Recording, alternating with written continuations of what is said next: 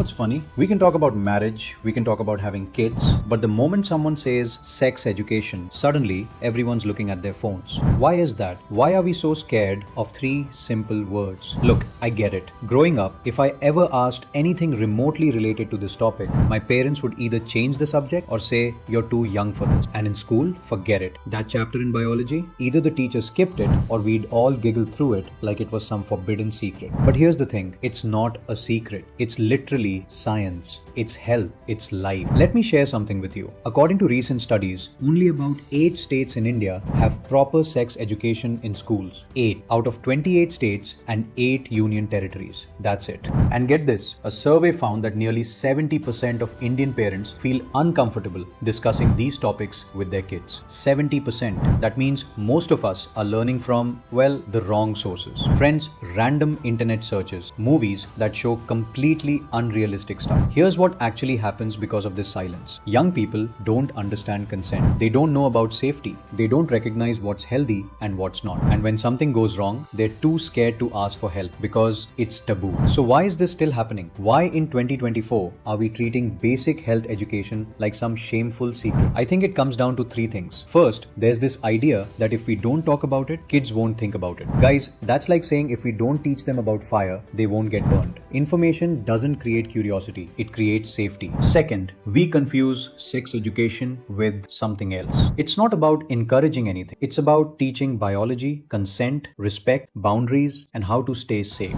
That's it. Third, we're stuck in this cycle. Our parents didn't talk to us because their parents didn't talk to them, and now we're doing the same thing. But every cycle has to break somewhere, right? Here's what I want you to think about. What if we just normalize this? What if talking about puberty, periods, consent, and safety was as normal as talking about nutrition or mental health? Imagine how many young people would make better choices. How many would know it's okay to say no? How many would actually ask for help when they need it? This isn't about being modern or Western. This is about giving people the information they need to live healthy, safe, and respectful lives. If you think it's time we stop treating education like a dirty word, hit that like button. Share this with someone who needs to hear it. Maybe a parent, maybe a friend, maybe a teacher. And subscribe, because we're going to keep talking about things that matter, even when they're uncomfortable. Because real change, it starts with real conversations. Let's break the silence, one awkward conversation at a time. See you in the next one.